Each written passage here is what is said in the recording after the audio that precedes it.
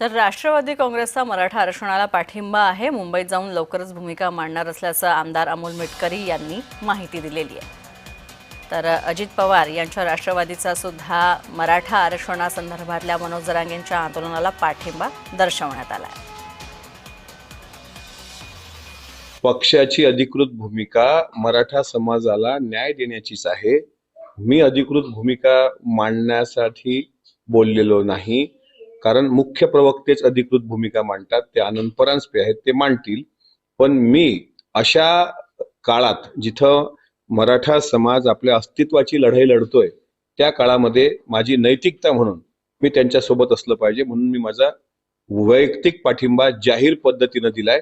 आता माझ्या मनात आहे की थेट आझाद मैदानाला जाऊन त्यांची भेट घ्यावी।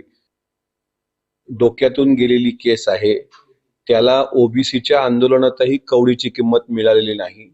मराठा आंदोलकांच्या विरुद्ध सातत्यानं भुंकण्याचा हा प्रामाणिकपणे त्याचा प्रयत्न करत असतो। त्याला कोणाची सुपारी भेटलेली आहे ते हाक्याने एकदा सांगावी। मी तुम्हाला सांगतो, तो अंतर्बाह्य नकली आहे। ओबीसीच्या बैठकीतून त्याला हाकलल्याचं आम्हाला आज कळतंय। त्याच्यामुळे त्याची अवस्था ना घरका ना घाटका अशा कुत्र्यासारखी झालेली आहे।